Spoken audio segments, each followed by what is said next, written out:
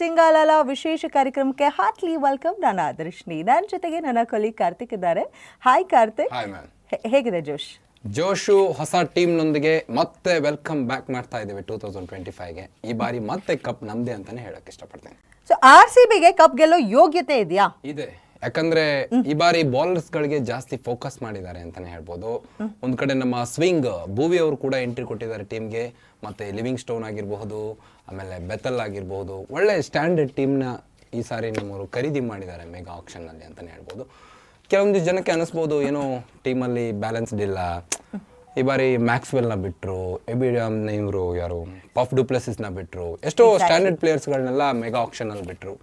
But KL ರಾಹುಲ್ನ ತಗೊಳ್ತಾರೆ ಅನ್ನೋ ಒಂದು ಭಾರಿ ನಿರೀಕ್ಷೆ ಇತ್ತು. ತಗೊಂಡಿದ್ರೆ ಇನ್ನೂ ಖುಷಿ ಆಗ್ತಿತ್ತು, ಯಾಕಂದ್ರೆ ನಮ್ಮ ಕನ್ನಡಿಗ ಟೀಮ್ಗೆ ಬಂದಿದ್ರು ಎಲ್ಲೋ ಒಂದು ಹೋಪ್ ಇರ್ತಿತ್ತು, ನಾಯಕತ್ವ ಕೊಡ್ತಾರೇನೋ KL ರಾಹುಲ್ಗೆ ಅನ್ನೋದು.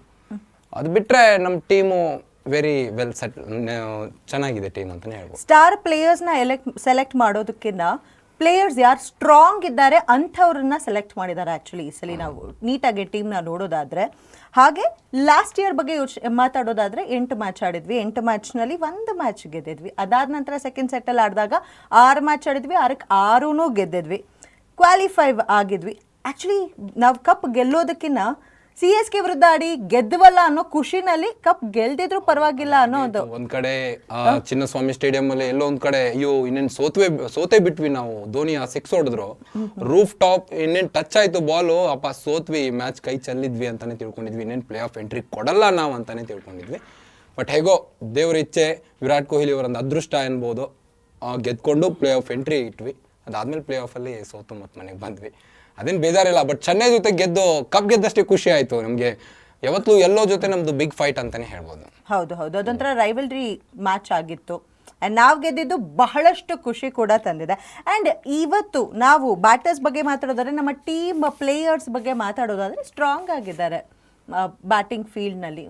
ವಿರಾಟ್ ಕೊಹ್ಲಿ ಅವ್ರ ಬಗ್ಗೆ ಮಾತಾಡಲೇಬೇಕು. ವಿರಾಟ್ ಕೊಹ್ಲಿ ಅವ್ರ ಬಗ್ಗೆ ಏನು ಮಾತಾಡೋದು ಮ್ಯಾಮ್, ಮಾತಾಡೋಕೆ ಶಬ್ದನೇ ಇಲ್ಲ. ಆ ರೀತಿ ಆಟ ಆಡ್ತಾರೆ ಸ್ಟೇಡಿಯಂ ಅಲ್ಲಿ. ಅವರು ಈಗ ಫಾರ್ಮಲ್ಲಿ ಇದ್ದಾರೆ, ಸಖತ್ ಫಾರ್ಮಲ್ಲಿ ಇದ್ದಾರೆ. ಚಾಂಪಿಯನ್ಸ್ ಟ್ರೋಫಿಯಲ್ಲಂತೂ ನೀವು ನೋಡೇಬಹುದು, 2 ಸೆಂಚುರಿ ಹೊಡೆದ್ರು ಸಖತ್ತಾಗಿ. ಪಾಕಿಸ್ತಾನ್ ಜೊತೆ ಅಂತೂ ವಾ ಬಿದ್ದೆಲ್ಲ ಆಟ ಆಡ್ಬಿಟ್ರು. ಶರ್ಟ್ ನೋಡಿದ್ರೆ ಗೊತ್ತಾಗ್ಬಿಡ್ತು, ಜರ್ಸಿ ನೋಡಿದ್ರೆ ಅಷ್ಟು ಚೆನ್ನಾಗಿ ಫಾರ್ಮಲ್ಲಿ ಇದ್ದಾರೆ ಈ ಬಾರಿ ವಿರಾಟ್ ಕೊಹ್ಲಿ.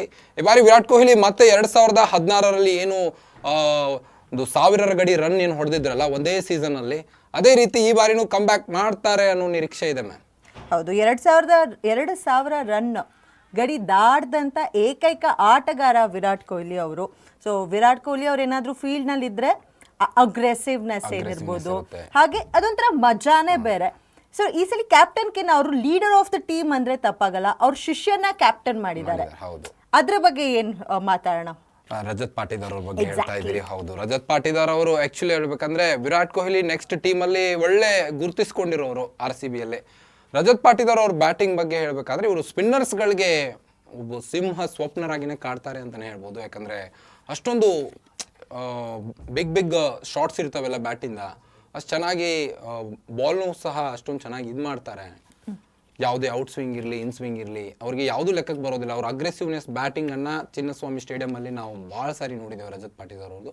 ಸೊ ಅವ್ರನ್ನ ನನಗೆ ಟಾಪ್ ಆರ್ಡರ್ ಬ್ಯಾಟ್ಮನ್ ಅವರು ಆ್ಯಕ್ಚುಲಿ ಹೇಳ್ಬೇಕಂದ್ರೆ, ಅವ್ರನ್ನ ನಾನು ಸೆಕೆಂಡಲ್ಲಿ ನೋಡೋಕೆ ಇಷ್ಟಪಡ್ತೀನಿ. ವಿರಾಟ್ ಕೊಹ್ಲಿ ಹಾಗೆ ಒನ್ ಡೌನ್ ವಿಕೆಟ್ ಹೋದಾದ್ಮೇಲೆ ಸೆಕೆಂಡ್ ವಿಕೆಟಲ್ಲಿ ನಾನು ನೋಡೋಕೆ ಇಷ್ಟಪಡ್ತೀನಿ ಅವ್ರನ್ನ ಜಾಸ್ತಿ. ಓಕೆ, ಅದು ಥರ್ಡ್ ಪ್ಲೇಯರ್ ಆಗಿ ನೋಡೋಕೆ ಇಷ್ಟಪಡ್ತೀರಾ ಅಂತ ಹೇಳ್ತೀರಾ. ಸೊ ಯಾರು ವಿರಾಟ್ ಕೊಹ್ಲಿ ಅವರು ಯಾರ ಒಟ್ಟಿಗೆ ಬಂದರೆ ಚೆನ್ನಾಗಿರುತ್ತೆ? ಓಪನಿಂಗ್ ಯಾರ ಜೊತೆ ಮಾಡಬೇಕು? ಈಗಂತೂ ಫಿಕ್ಸ್ ಆಗಿದೆ RCB ಯಲ್ಲಿ. ಒಂದು ಕಡೆ ವಿರಾಟ್ ಕೊಹ್ಲಿ ಜೊತೆ ಲಿವಿಂಗ್ ನಾಟ್ ಸಾಲ್ಟ್ ಫಿಕ್ಸ್ ಆಗಿದ್ದಾರೆ ವಿರಾಟ್ ಕೊಹ್ಲಿ ಅವ್ರ ಜೊತೆ ಓಪನರ್ ಬ್ಯಾಟ್ಸ್ಮನ್ ಆಗಿ. ಸೊ ನನಗೇನೋ ಅನಿಸುತ್ತೆ ಈ ಸಾರಿ ಇಂಗ್ಲೆಂಡ್ ಬ್ಯಾಟ್ಸ್ಮನ್ಗಳದ್ದು ಸ್ವಲ್ಪ ನಮ್ಗೆ ಯಾಕೋ ಒಂದು ಕಡೆ ಡೌಟ್ ಇದೆ. ಯಾಕಂತಂದರೆ ಇಂಗ್ಲೆಂಡ್ ಜೊತೆ ಸೀರೀಸ್ ಇದ್ದಾಗ ಲಿವಿಂಗ್ ಸ್ಟೋನ್ ಅವರು ಬ್ಯಾಟಿಂಗ್ ಚೆನ್ನಾಗಿ ಆಡಲಿಲ್ಲ. ನಂತರ ಫಿಲ್ ಸಾಲ್ಟ್ ಅವ್ರು ಆಗಿರ್ಬೋದು, ಇಂಗ್ಲೆಂಡ್ ಪ್ಲೇಯರ್ಸ್ ಅಲ್ಲಿ ಒಟ್ಟಿನಲ್ಲಿ ಈ ಬಾರಿ ನಮ್ಮ RCB ಟೀಮಲ್ಲಿ ಜಾಸ್ತಿ ಇಂಗ್ಲೆಂಡ್ ಪ್ಲೇಯರ್ಸ್ಗಳನ್ನೇ ಜಾಸ್ತಿ ಫೋಕಸ್ ಮಾಡಿರೋ ಆಗಿದೆ. ಸೊ ಹೇಗೆ ಆಡ್ತಾರೆ ಅನ್ನೋ ಒಂದು ಭಯ ಕೂಡ ಇದೆ. ಬಟ್ IPL ಅಂದಮೇಲೆ ಯಾವ ಪ್ಲೇಯರ್ಸ್ ಯಾವ ರೀತಿ ಟರ್ನ್ ಆಗ್ತಾರೆ ಅನ್ನೋದು ಹೇಳೋಕೆ ಬರೋದಿಲ್ಲ. ಒಟ್ಟಿನಲ್ಲಿ RCBಗೆ ಒಂದು ಕಡೆ ಶಾಕ್ ಅಂತಾನು ಹೇಳೋದಿಲ್ಲ, ಯಾಕಂದರೆ ಆಡ್ತಾರೆ ಅನ್ನೋ ಒಂದು ನಮಗೂ ಒಂದು ಹೋಪ್ ಇದೆ. ಆ್ಯಂಡ್ ವಿರಾಟ್ ಕೊಹ್ಲಿ ಅವರು 2024ರಲ್ಲಿ 741 ರನ್ಗಳನ್ನು ಬಾರಿಸಿದ್ರು. ಸೊ ಈ ಸಲ ಎಷ್ಟು ಬಾರಿಸ್ಬೋದು ಅನ್ನೋದಿದೆ? ನನಗೆ ಆ್ಯಕ್ಚುಲಿ ವಿರಾಟ್ ಕೊಹ್ಲಿ ಬಾರಿಸ್ಬೇಕು ಅನ್ನೋ ಆಸೆ ಇದೆ first Virat of all. Kohli ಆಟ ಒಂದು ಸ್ಟ್ಯಾಂಡರ್ಡ್ ಮ್ಯಾಮ್ ಅದು ಹೇಗಂದ್ರೆ ಅವರು ಬಿಗ್ ಶಾಟ್ಸ್ಗೆ ಟ್ರೈ ಮಾಡೋಕೆ ಹೋಗೋದಿಲ್ಲ ಆಲ್ಮೋಸ್ಟ್. ಯಾಕಂದರೆ ಅವರು ಬ್ಯಾಟಿಂಗ್ ನೋಡಿದ್ರೆ ನೀವು ಆಲ್ಮೋಸ್ಟ್ ಅವರು ಜಾಸ್ತಿ ಕ್ಯಾಚ್ ಕೊಟ್ಟು ವಿಕೆಟ್ ಹೋಗ್ತಾರೆ ಹೊರತು ಬೋಲ್ಡ್ ಅಂತೂ ಆಗೋದಿಲ್ಲ. ಅವರು ಯಾವತ್ತೂ ಗ್ರೌಂಡ್ ಲೆವೆಲಲ್ಲೇ ಬ್ಯಾಟಿಂಗ್ ಆಡೋದು. ಅವರು ಜಾಸ್ತಿ ಫೋರ್ಸ್ಗಳೇ ಇರುತ್ತೆ ಅವ್ರದ್ದೊಂದು ಇದರಲ್ಲಿ ಬ್ಯಾಟಿಂಗ್ ಇದರಲ್ಲಿ, ಜಾಸ್ತಿ ಸಿಕ್ಸಸ್ ಹೊಡೆಯೋದು ಕಡಿಮೆ ಅವರು. ಬಟ್ ಹೀಗಾಗಿ ನಿಧಾನಗತಿ ಆಮೆಗತಿಯಿಂದನೇ ಆಡಿ ಆ ಮೊಲಾನೇ ಸೋಲಿಸ್ತಾರಂತಾರಲ್ಲ, ಆ ರೀತಿ ಆಡ್ತಾರೆ ವಿರಾಟ್ ಕೊಹ್ಲಿ ಅಂತ. ಸೊ 1 ಸೆಂಚುರಿ 6 ಹಾಫ್ ಸೆಂಚುರಿ ಬಾರಿಸಿದಂಥವ್ರು. ಅಂಡ್ ವಿರಾಟ್ ಅವರ ವಿರಾಟ ದರ್ಶನ ಆಗತ್ತಾ ಅನ್ನೋದನ್ನ ಕಾದು ನೋಡ್ಬೇಕಾಗಿದೆ. ಅಂಡ್ ನಮ್ಮ ಕ್ಯಾಪ್ಟನ್ ಏನಿದ್ದಾರೆ ರಜತ್ ಪಾಟಿದಾರ್ ಅವ್ರಿಗೆ ವಿರಾಟ್ ಕೊಹ್ಲಿ ಅವರು ಒಂಥರ ಕವರ್ ಮಾಡ್ತಿದ್ದಾರೆ.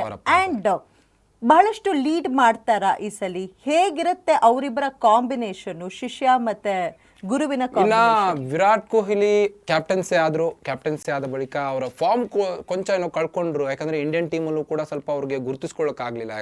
ಬ್ಯಾಟಿಂಗ್ ಫಾರ್ಮ್ ತುಂಬಾನೇ ಕಳಪೆ ಆಯಿತು ಅವರು ಕ್ಯಾಪ್ಟನ್ಶಿಪ್ ಆದಾಗ.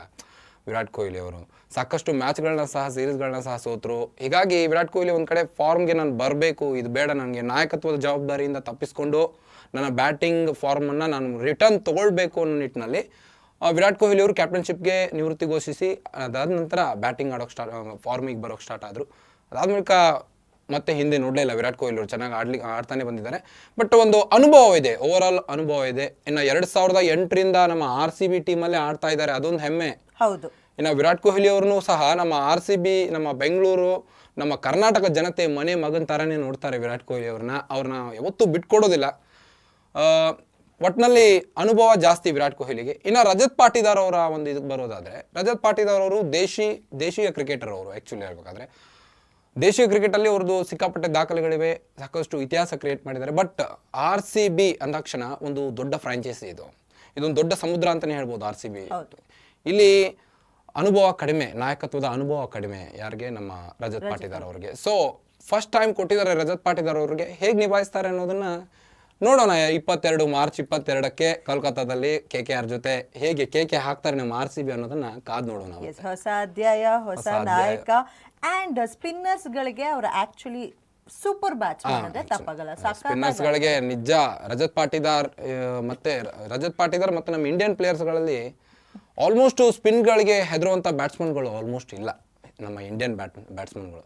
ಯಾಕಂದ್ರೆ ನಮಗೆ ಸ್ಪಿನ್ ರೂಢಿ ಇದೆ. ನಮ್ಮ ಟೀಮ್ಗಳಲ್ಲೇ ಸಾಕಷ್ಟು ಕುಲ್ದೀಪ್ ಯಾದವ್ ಆಗಿರ್ಬೋದು, ನಂತರ ಜಡೇಜಾ ಆಗಿರ್ಬೋದು, ಇವರೆಲ್ಲ ಸ್ಪಿನ್ಗಳನ್ನು ಪ್ರಾಕ್ಟೀಸ್ ಮ್ಯಾಚಲ್ಲಿ ನಮ್ಮ ಬ್ಯಾಟ್ಸ್ಮನ್ಗಳು ಆಡಿ ರೂಢಿ ಮಾಡ್ಕೊಂಡಿರ್ತಾರೆ. ಅಂದರೆ ಔಟ್ ಸ್ವಿಂಗ್ ಹೋಗಿದ್ರು ಆಯಿತು, ಇನ್ ಸ್ವಿಂಗ್ ಹೋಗಿದ್ರು ಆಯಿತು, ಯಾವ ರೀತಿ ಶಾರ್ಟ್ಸ್ನ ಹೊಡಿಬೇಕು ಅನ್ನೋದನ್ನು ಅಲ್ಲೇ ಅವರು ಒಂದು ಸ್ವಲ್ಪ ಪ್ರಾಕ್ಟೀಸ್ ಮಾಡ್ಕೊಂಡ್ಬಿಟ್ಟಿರ್ತಾರೆ. ಹೀಗಾಗಿ ಸ್ಪಿನ್ ಆಡೋದು ದೊಡ್ಡದೇನು ಚಾಲೆಂಜ್ ಅಲ್ಲ ಅಂತ ಹೇಳ್ಬೋದು. Okay, next coming down to ನಮ್ಮ ಇಂಗ್ಲೆಂಡ್ ಆಟಗಾರ ಸಾಲ್ಟ್ ಬಗ್ಗೆ ಹೇಳೋದಾದ್ರೆ, ಫಿಲ್ ಸಾಲ್ಟ್ ಬಗ್ಗೆ ಹೇಳೋದಾದ್ರೆ, ಸೊ ಹೇಗಿರ್ತಾರೆ ಈ ಸಲ? ಫಾರ್ಮ್ ನಲ್ಲಿ ಇರ್ತಾರಾ? ಹೇಗೆ ಆಡಬಹುದು? ಅದೇ ನಿಮಗೆ ಮೊದಲೇ ಹೇಳಿದೆ, ಫಿಲ್ ಸಾಲ್ಟ್ ಆಕ್ಚುಲಿ ಹೇಳ್ಬೇಕಂದ್ರೆ ಅವರು ಒಬ್ಬ ಒಳ್ಳೆ ಪ್ಲೇಯರ್. ಚೆನ್ನಾಗಿ ಕಳೆದ KKR ನಲ್ಲಿ ಅದ್ಭುತವಾದಂತ ಪ್ರದರ್ಶನ ತೋರಿದ್ರು. ಬಟ್ ಈ ಬಾರಿ ಏನಾಯ್ತಂದ್ರೆ ಲಿವಿಂಗ್ ಸ್ಟೋನ್ ಅವ್ರದ್ದು ಎಲ್ಲೋ ಒಂದ್ ಕಡೆ ಈ ಬಾರಿ ಸೀರೀಸ್ ಆಡಿದಾಗ ಇಂಡಿಯನ್ ಟೀಮ್ ಜೊತೆ ಇಂಗ್ಲೆಂಡ್, ಅವಾಗ ಅಷ್ಟೊಂದು ಉತ್ತಮವಾದ ಪ್ರದರ್ಶನ ಬರಲಿಲ್ಲ ಇಂಗ್ಲೆಂಡ್ ಪ್ಲೇಯರ್ಸ್ಗಳಿಂದ. ಯಾಕಂದ್ರೆ ನಮ್ಮ ಇಂಡಿಯನ್ ಪ್ಲೇಯರ್ಸ್ಗಳು ಅಷ್ಟೊಂದು ಸ್ಟ್ರಾಂಗ್ ಆಗಿಬಿಟ್ಟಿದ್ದಾರೆ. ಈಗ ತುಳಿಯೋಕೆನೇ ಆಗಲ್ಲ ನಮ್ಮ ಟೀಮ್ನ, ಹಂಗಾಗ್ಬಿಟ್ಟಿದ್ದಾರೆ ಇಂಡಿಯನ್ಸ್ ಟೀಮು ಅದರಲ್ಲಿ. ಬಟ್ ಇಂಗ್ಲೆಂಡ್ ಪ್ಲೇಯರ್ಸ್ಗಳು ನನಗೆ ಯಾಕೋ ಅವ್ರದೇ ಭಯ. ಸ್ಟೇಡಿಯಂಗೆ, ಚಿನ್ನಸ್ವಾಮಿ ಸ್ಟೇಡಿಯಂಗೆ ಆಕ್ಚುಲಿ ಫಾರಿನ್ ಪ್ಲೇಯರ್ಸ್ ಏನಿದ್ದಾರೆ ಅವರು ವರದಾನ ಆಗ್ತಾರೆ ಬ್ಯಾಟಿಂಗ್ ಫೀಲ್ಡ್ ನಲ್ಲಿ, because of the pitch pace ಏನಿದೆ ನಮ್ಮ ಚಿನ್ನಸ್ವಾಮಿ ಸ್ಟೇಡಿಯಂದು. ಸೊ ಇವ್ರುಗಳು ಆಟ ಆಡೋದು ಅದೇ ಪಿಚ್ಚು ಮತ್ತೆ ಪೇಸ್ ಆಗಿರೋದ್ರಿಂದ ವರದಾನ ಆಗ್ತಾರೆ ಅಲ್ವಾ? ಯಾಕಂದ್ರೆ ಅದು ಬ್ಯಾಟಿಂಗ್ ಪಿಚ್ಚು ಚಿನ್ನಸ್ವಾಮಿ ಸ್ಟೇಡಿಯಂ. ಮೊದಲಿಗೆ ಹೇಳ್ಬೇಕಾದ್ರೆ ಅಲ್ಲಿ ಯಾವುದೇ ಸ್ಪಿನ್ನರ್ಸ್ಗಳು ನಡೆಯೋದಿಲ್ಲ, ಯಾವ ಸೀಮ್ ಬೌಲರ್ಸ್ಗಳು ನಡೆಯೋದಿಲ್ಲ. ಯಾಕಂದ್ರೆ ಅದು ಪಿಚ್ ಇರೋದೇ ಮೊದಲಿಗೆ ಚಿಕ್ಕದು. ಅಲ್ಲಿ ನೀವು ಶಾರ್ಟ್ಸ್ನ ಮಿನಿಮಮ್ ಹೊಡಲೇಬಹುದು, 6